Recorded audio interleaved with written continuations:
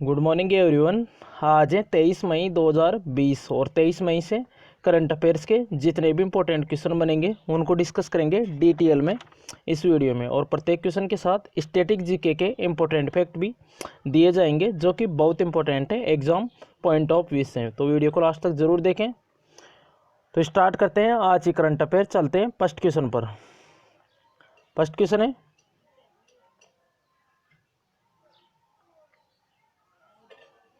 Question है, हाल ही में आरबीआई यानी रिजर्व बैंक ऑफ इंडिया, भारतीय रिजर्व बैंक ने रेपो रेट को घटाकर कितने प्रतिशत कर दिया है? तो रेपो रेट अभी तक थी 4.4%, तो अभी इसे घटाकर कर दिया है 4%। तो अभी आरबीआई की द्विमासिक मौद्रिक नीति की अभी एक बैठक हुई है, तो उसी में जो रेपो रेट है उसको 4.4% से घटाकर 4% कर दिया है। उसके अलावा जो रिवर्स रेपो रेट है उसको घटाकर 3.35% यानी 3.35% कर दिया है रिवर्स रेपो रेट। ये तो है रेपो रेट 4% और रिवर्स रेपो रेट है 3.35%। उसके अलावा मार्जिनल स्टैंडिंग फैसिलिटी एंड जो बैंक रेट है उसे 4.25%। उसके अलावा कैश रिजर्व रेशियो CRR ये 3% है, तो ध्यान रखना है। तो आरबीआई ने अभी जो रेपो रेट, अब ये रेपो रेट और रिवर्स रेपो रेट क्या होता है, तो जो भारतीय रिजर्व बैंक है वो अन्य बैंक है जैसे SBI bank, HDFC bank, ICICI bank, जितने भी इंडिया में जितने भी बैंक है तो आरबीआई उनको अमाउंट देता है। तो आरबीआई उनको जितने भी जो बैंक हैं उनको जिस दर पर अमाउंट देता है तो उसे बोलते हैं रेपो रेट, यानी जिस ब्याज दर पर अदर बैंकों को आरबीआई ऋण देता है उसे बोलते हैं रेपो रेट। और रिवर्स रेपो रेट क्या होता है, तो आरबीआई में जो जमाधन है उस पर जो रेट है उससे बोलते हैं रिवर्स रेपो रेट, यानी कि जो अदर बैंकों का जो आरबीआई में जमाधन है तो उसका उस जमाधन का उसे बोलते हैं रिवर्स रेपो रेट।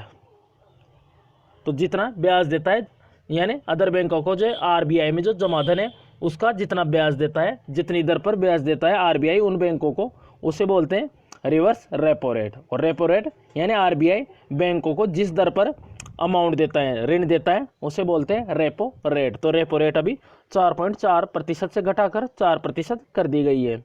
तो अभी बात करें आरबीआई की, तो आरबीआई यानी भारतीय रिजर्व बैंक, तो आरबीआई की स्थापना हुई थी 1 अप्रैल 1935 को। आरबीआई का हेडक्वार्टर है मुंबई में और वर्तमान में गवर्नर है आरबीआई के शक्तिकांत दास, और ये 25वें नंबर के गवर्नर है आरबीआई के।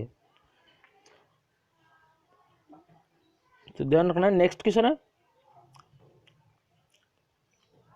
हाल ही में ब्रेक द चेन कार्टून अभियान किस राज्य सरकार ने शुरू किया है? तो ये क्या है, केरल गवर्नमेंट ने। ऑप्शन सी करेक्ट है, अभी केरल गवर्नमेंट ने ब्रेक द चेन कार्टून अभियान शुरू किया है।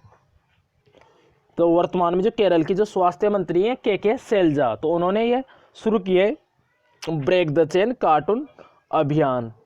इससे पहले कुछ महीने पहले भी केरल ने जो कोरोना वायरस है उसको ख़त्म करने के लिए ब्रेक द चेन, जो उसकी जो चेन बनती है कोरोना वायरस की, तो उसको तोड़ने के लिए ब्रेक द चेन अभियान शुरू किया था कुछ दिन पहले। और अब ये है ब्रेक द चेन कार्टून अभियान। और इसकी थीम याद रखना है इस अभियान की, ब्रेक द चेन कार्टून अभियान की SMS। एस का मतलब सैनिटाइजिंग, M का मतलब मास्क और एस का मतलब सोशल डिस्टेंसिंग। अब ये केरल ने शुरू किया है। तो मैप में देखते हैं केरल को, ये रहा मैप में केरल की कैपिटल है तिरुवनंतपुरम। क्या है, तिरुवनंतपुरम। और चीफ मिनिस्टर है केरल के पिनरई विजयन, और गवर्नर है केरल के आरिफ मोहम्मद खान। उसके अलावा केरल में पेरियार नेशनल पार्क और सांतगाटी और पेरियार नदी भी है केरल में। तो तीनों इंपॉर्टेंट है केरल से। नेक्स्ट क्वेश्चन है, हाल ही में जम्मू कश्मीर लोक सेवा आयोग यानी JPSC यानी Jammu Kashmir public service commission यानी जम्मू कश्मीर लोक सेवा आयोग का नया अध्यक्ष किसे नियुक्त किया गया है? तो ये नियुक्त किया गया है BR शर्मा को। ऑप्शन ए करेक्ट है, BR शर्मा, यही है BR शर्मा। और इन्हीं को ये भी जम्मू कश्मीर लोक सेवा आयोग का नया अध्यक्ष नियुक्त किया गया है।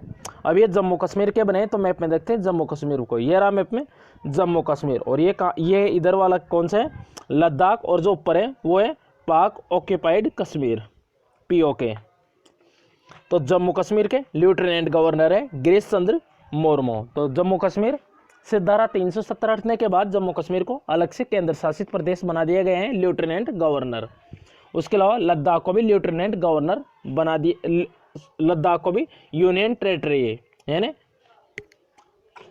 केंद्र शासित प्रदेश। तो भारत में 28 राज्य और 9 केंद्र शासित प्रदेश हो गए हैं धारा 370 हटने के बाद जम्मू कश्मीर से।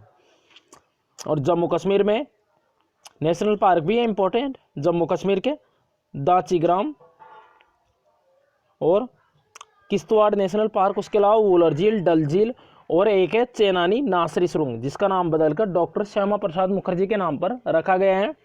तो यह भारत की सबसे लंबी सड़क सुरंग है चेनानी नासरी सुरंग। तो इसका नाम बदला गया है डॉक्टर श्यामा प्रसाद मुखर्जी के नाम पे। नेक्स्ट क्वेश्चन है,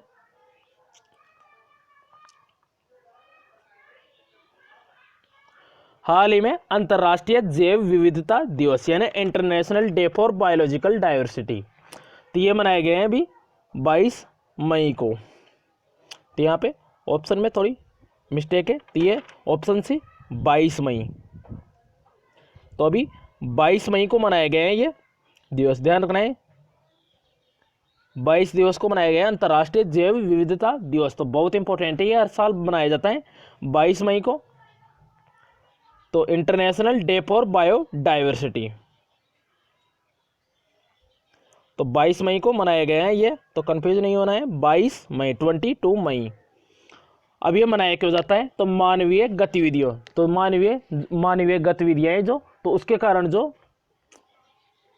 जैव विविधता है उसमें जो कमी आती हैं, तो उसके विषय के बारे में जागरूकता फैलाने के लिए मनाया जाता है। और इस बार की इसकी थीम इंपॉर्टेंट है, थीम है इसकी over solutions are in nature.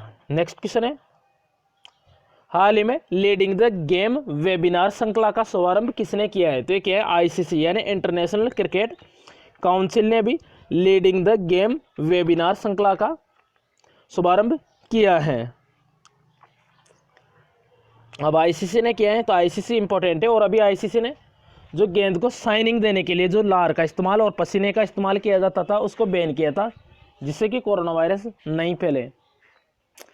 बात करें ICC की, फुल फॉर्म तो यही है इंटरनेशनल क्रिकेट काउंसिल। स्थापना हुई थी ICC की 1909 में और इसका हेडक्वार्टर है UAE यानी UAE में दुबई। तो दुबई में इसका हेडक्वार्टर है ICC का और चेयरमैन है शशांक मनोहर। उसके अलावा CEO मनु सानी, लास्ट ईयर ही बने थे अभी ये 2019 में, मनु सानी ICC के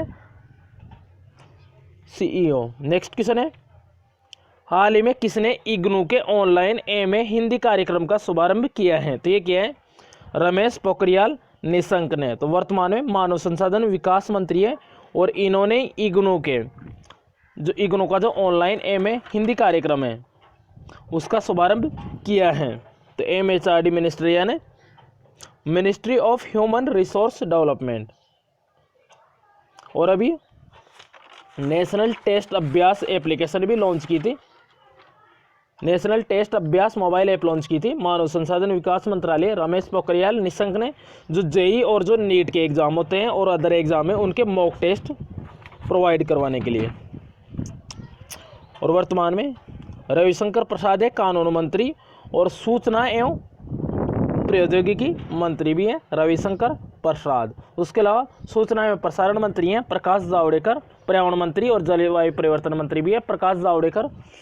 उसके अलावा MSME मंत्री है नितिन गडकरी और सड़क परिवहन मंत्री भी है नितिन गडकरी। उसके अलावा स्वास्थ्य मंत्री है और विज्ञान और प्रौद्योगिकी मंत्री हैं doctor Harshvardhan Singh. Next question है, बात करें इग्नू की, वेरी इंपॉर्टेंट है इग्नू। इसकी फुल फॉर्म है Indira Gandhi national open university और इसकी स्थापना हुई थी 1985 में। और ये कहाँ पे है इग्नू की यूनिवर्सिटी? नई दिल्ली में। नेक्स्ट क्वेश्चन है, हाल ही में केंद्र सरकार ने किस मंदिर को पूरी तरह से सौरकरण करने की घोषणा की है? तो ऑप्शन ए करेक्ट है, कोणार्क सूर्य मंदिर। तो इसी को भी केंद्र सरकार ने पूरी तरह से सौरकरण करने की योजना की घोषणा की है। उसके अलावा जो उड़ीसा का जो कोणार्क शहर है उसको भी सौरकरण यानी सौर ऊर्जा बेस्ड करने की घोषणा की है पूरी तरह से। तो कोणार्क सूर्य मंदिर ये कहाँ पे है? उड़ीसा में। और जो सबरीमाला मंदिर है ये कहाँ है? ये तो इंपॉर्टेंट है, केरल में है। और इसके अलावा खजुराहो मंदिर है मध्य प्रदेश में, मीनाक्षी मंदिर है तमिलनाडु में। नेक्स्ट क्वेश्चन है यही है कोणार्क मंदिर।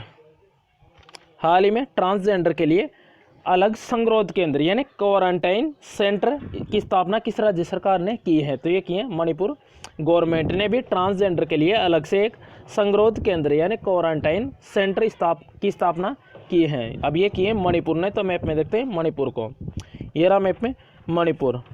मणिपुर की कैपिटल है इम्फाल, चीफ मिनिस्टर है एन बीरेन सिंह और गवर्नर है नजमा हेपतुल्ला। उसके अलावा मणिपुर में किबुल लामजाओ नेशनल पार्क। तो ये वर्ल्ड का एकमात्र 13वां नेशनल पार्क है किबुल लामजाओ नेशनल पार्क। तो ये वेरी इंपॉर्टेंट है। तो ये मणिपुर में। और उसके अलावा लोकटक झील का अभिनिसाय, लोकटक झील कहाँ पे है? मणिपुर में। नेक्स्ट क्वेश्चन है, हाल ही में कोविड-19 से प्रभावित बच्चों और परिवारों की मदद के लिए एयरटेल अफ्रीका ने किसके साथ समझौता किया है? तो ये किया है यूनिसेफ के साथ। तो अभी कोविड-19 से प्रभावित बच्चों और परिवारों की मदद के लिए एयरटेल अफ्रीका ने अभी यूनिसेफ के साथ समझौता किया है।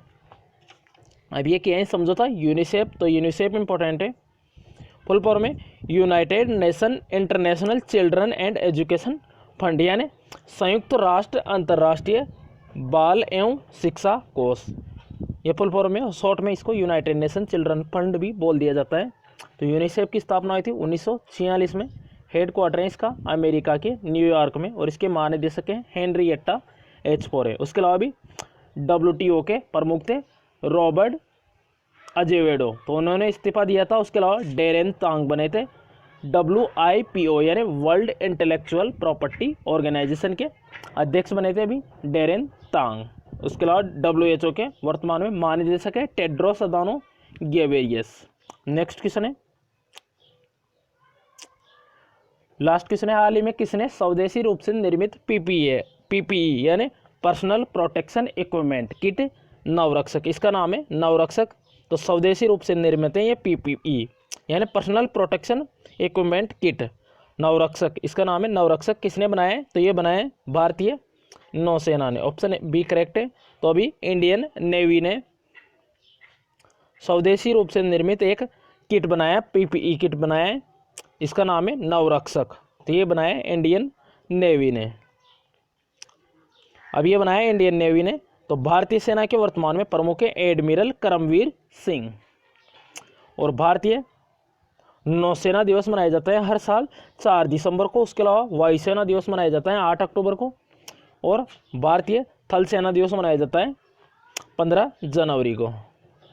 तो ये था आज करंट अफेयर का वीडियो। कमेंट बॉक्स में ज़रूर बताएं। अब लास्ट वीडियो का क्वेश्चन है, हाल ही में विश्व मधुमक्खी दिवस यानी वर्ल्ड बी डे कब मनाया गया है? तो ये मनाया गया था 20 मई को। ऑप्शन बी करेक्ट है इसका।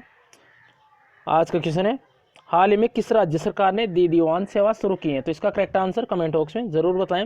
अगर आपने लास्ट वीडियो देखा होगा तो इसका आंसर आपको ज़रूर पता होगा, तो कमेंट बॉक्स में इसका आंसर ज़रूर बताएं। तो आशा करता हूँ कि वीडियो पसंद आया होगा। अगर वीडियो पसंद आए तो लाइक एंड शेयर करें किसी भी स्टडी रिलेटेड व्हाट्सएप और फेसबुक ग्रुप में, और चैनल को सब्सक्राइब करके बेल आइकन को ज़रूर दबाएं। तो ये क्वेश्चंस बहुत इंपॉर्टेंट है एग्जाम पॉइंट ऑफ व्यू से। तो ये स्टैटिक जीके के इंपॉर्टेंट फैक्ट भी दिए हैं। तो वीडियो पसंद आए तो ज़रूर लाइक एंड शेयर करें किसी भी स्टडी रिलेटेड व्हाट्सएप और फेसबुक ग्रुप में, और चैनल को सब्सक्राइब करके बेल आइकन को ज़रूर दबाएँ। अगर किसी भी क्वेश्चन से कोई भी प्रॉब्लम हो तो कमेंट बॉक्स में लिखें या अपनी प्रॉब्लम इन व्हाट्सअप नंबर के थ्रू शेयर करें। तो thanks for watching this video. Thanks all friends.